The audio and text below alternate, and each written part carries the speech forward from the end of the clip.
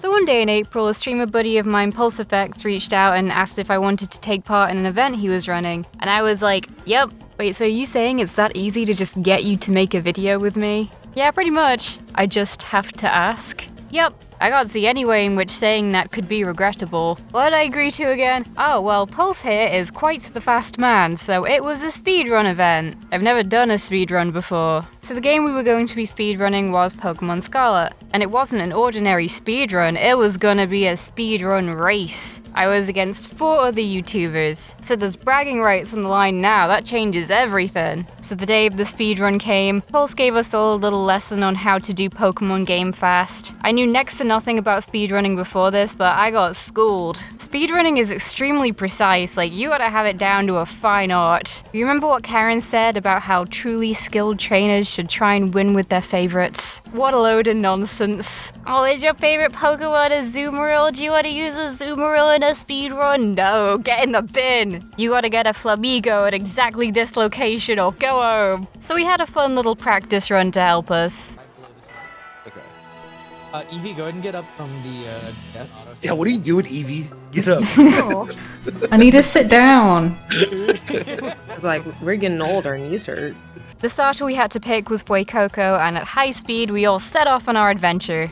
This ain't fast. This is a leisurely stroll. Oh, you don't know how badly I want to get rid of the hat. It chops off my ponytail. I want it gone. But I can't, because it'll slow me down.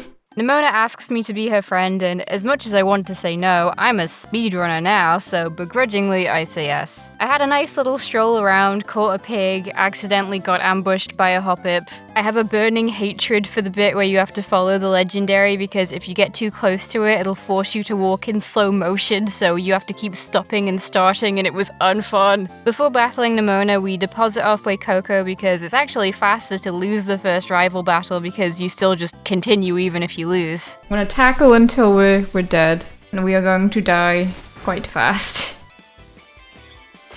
Oh, come on!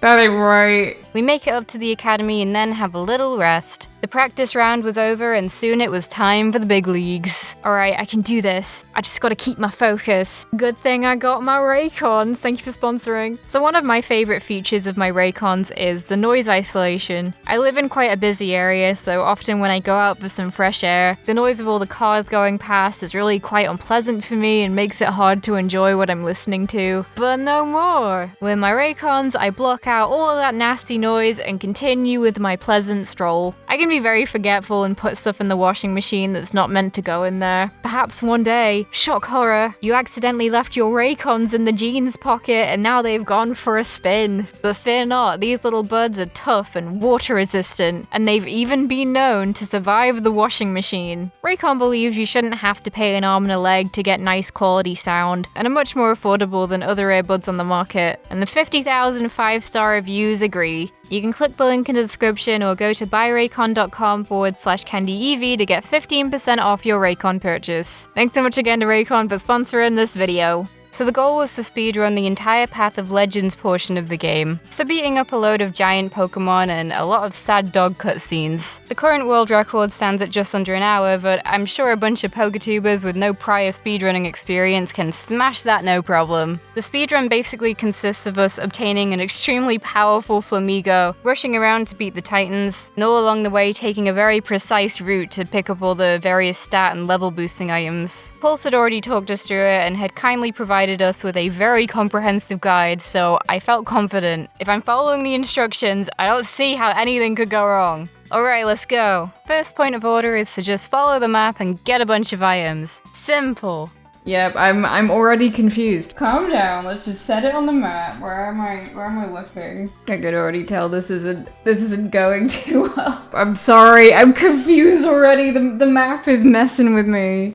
Look, give me a chance to explain myself. So Scarlet and Violet are a bit different from most of the Pokemon games. Most Pokemon games are very linear affairs, meaning that you go in this straight line and do this thing here, and then you turn exactly 90 degrees and go in another straight line. Scarlet and Violet are not like that. They're open world and have no fixed camera. It was too much for my little brain. I may regret admitting this on YouTube, and I don't know if it's just a me thing, but I've always really struggled telling my lefts and rights apart. If someone gives me a direction, there's always a few seconds where I have to think and register it. Right. That's the hand I write with. That way is right. So of course, taking on a task in this massive open world game heavily dependent on following directions, right from the beginning I played myself. There's a little map at the bottom which you think would help you, but it rotates as you move around, and that was too much for the little Lucy brain to understand. I mean, it's rotated, it might as well be a different picture. I ran around in a panic, and then I accidentally ran into a Mankey that wouldn't let me run away, and he started attacking my guy, and it was all going a bit wrong. Pulse had to intervene and show me the way to go, but from then on, my internal compass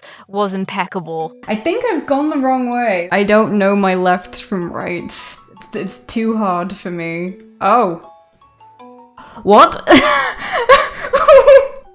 Well, that wasn't fair, was it? After the race was over, I found out that everyone except Glitch Egg City got lost in this portion of the game, so that makes me feel a little better about myself. I had all of the items on the list, so the next priority was to catch me a Flamigo. I needed to backstrike it because this makes it a lot easier to catch. This didn't go to plan. I got to the lake and all the Flamigo were looking at me. I figured I was wasting time trying to sneak up behind one, so I just gave up and went for the closest one and crossed my fingers. And I managed to catch it first of all. The odds were not on my side, but I did it.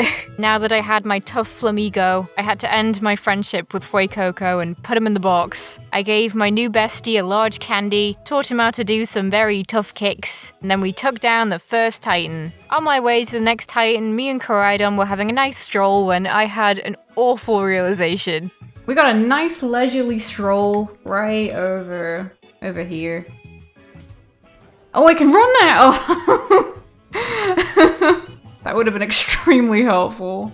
I'd only just gotten the dash power up from beating the first Titan about 3 minutes earlier, so it's fortunate that I noticed it when I did. But to torture myself, after I finished the race, I decided to time myself and see how much faster dashing is. And as it turns out, dashing saves you around a third of the amount of time that you would spend not dashing. So this mistake alone cost me nearly a full minute. It doesn't seem like a big deal, but all of these tiny mistakes that you can make in a speedrun compound on each other and can really set you back. On my way to the next Titan, there were a bunch of rare candies to collect. I became very confused looking for one of them. I was in the exact spot marked on the map, but I still can't find it. What's the deal? Then a few minutes later it dawns on me.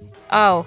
It's at the top of the watchtower. I feel very silly. I'm gonna take out my frustration on this gimme ghoul that happens to be here. Or I would, but the Let's Go feature is very much not broken, and I definitely didn't just give up and leave. The next Titan was the Big Worm. At this point, I'm around 40 minutes into the run. The world record is around 56 minutes. I say this run still has world record potential. I just gotta cram in the other 3 Titans and the Arven battle into the next 15 minutes. Easy. The Big Worm was down. I was about to go on my way when I heard a suspicious sound.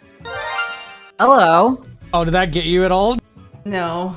So I've been trying so hard to prank people with the shiny sound, but I've only gotten one person so far. Who did you get? I got glitched. Oh. That's a large. That's huge. What is that? What? Bro, why would you do that? That's mean. She didn't deserve that. All in good fun. After Titan number 2 was a whole treasure hunt of items to find. Mostly rare candies, but also a very important acrobatics TM. It all went very smoothly and I needed no extra assistance whatsoever. By the time I got to the 3rd Titan, which I guess is actually the 2nd Titan, but we cannot for order during a speedrun, I regrettably had passed the world record time. Look, I already achieved a Pokemon world record once. I gotta leave some for everyone else, okay? On the way to the 3rd Titan, we had to pick up some more items, which went down without any shenanigans. Oh no, not again. Don't do that. That's not kind. Oh, something in the wall. Okay. We take out the Titan Bombardier, pick up the last rare candy, and then force feed all of them to my Flamigo, and he turns into an absolute monster. We speed our way to the next Titan, the very large, spooky-looking Donphan. Alright, what does the guide say? It says all I gotta do here is use acrobatics on it. I'm in its leg. Cool. So we just... I didn't teach acrobatics! Oh! I forgot! Yeah, I'll see what it does. I might have to reset though. Oh, who needs acrobatics? This guy has a very powerful wing attack, which was more than good enough. I loved how as soon as I got through the stress of defeating one Titan, I'd have a good couple minutes where I could just relax and button mash my way through the Arven cutscenes. A nice sandwich break. Now to do a speedrun you need complete focus. No distractions. I'd learned from my last upload when my cat ended up jumping on my keyboard and sabotaging my video, so I thought this time, door's gonna be closed, we're gonna be in the zone. Now as fellow cat owners might know, some cats just really aren't into the idea of you having your private time, because after I defeated the Great Tusk, I heard a lot of noise coming from outside the door. I go to open the door, and it won't open. My cat's getting very upset. I need to go see him. Alright, so while I've been recording, my cat has pulled up my carpet. Nice. He had ripped the carpet up while I was doing my speedrun. And I'm upset to say that he got his way, I let him in, and he proceeded to distract me for the rest of the speedrun. On to the final Titan. This one is the trickiest because, spoiler, it's actually 2 Titans. But it's okay because I fed my bird a bunch of this strange substance I found on the ground, but instead of having to go to bird A&E, the floor drugs made my Flamigo the most powerful he has ever been, and taking out the final Titan was child's play. All we have left is the final Arven battle. I'm on winning pace, I can feel it. Time for the final sandwich. And the winner of the race! Hello? Who did it? Glitch X What? City. Yo, With the Nice. final Oh, hits. nice. With the Yo, final W, you love to see it. hits. You love to see it. So the winner of the speedrun was the mighty and very fast Glitch X City with a time of 1 hour, 43 minutes, and 32 seconds. But that was still second place to go for. I can still reclaim a small crumb of my honor. I went to battle Arven, but I found that his big squirrel was too powerful, so I went to reset my game, and all those times I lazily declined the system update notification came back to bite me. Psychic Ooh! Yeah, that hit me quite hard. Yeah, I reset. No, it's wanting to update. Are you kidding me? No! Don't do this to me! I took a 30-second punishment, but once I was back in the game, there was more work to be done. My Flamigo needed significantly more supplements if I wanted to be in with a chance of winning against Arven. So I bought a load of X items and was ready to face Arven's entire team with my Flamigo. At this point, the contenders for second place were myself and the Aura Guardian. And when I tell you it was close, it was close. It's hard for me to really illustrate how neck and neck it was because everyone besides me had stopped recording footage at that point. But it felt like a coin toss, it was that close. But I'm happy to say that by the skin of my teeth, I managed to clinch second place. No way. Yep. Hey, the dog has been put down. My final time was 2 hours and 18 seconds, around twice as long as the world record. Pulse made these little honorary awards for us all, and I got the Safety Comes First award because I saved so many times. It'd be really funny if, like, in editing, it was, like, possible to see just how much time I've wasted by saving, because it's probably quite a lot. 2 minutes and 15 seconds. I only needed to reset one time, so not gonna lie, that kinda hurts. But I think I learned a lot with this little speedrunning experience. It's an entirely different way of looking at a Pokemon game, and I'm glad I got to dip my toes in. I'm probably not gonna be breaking world records anytime soon, but I think I'd be open to trying again in pretty much any Pokemon game that's not Scarlet and Violet. My Scarlet and Violet speedrunning career, regrettably, must come to an end.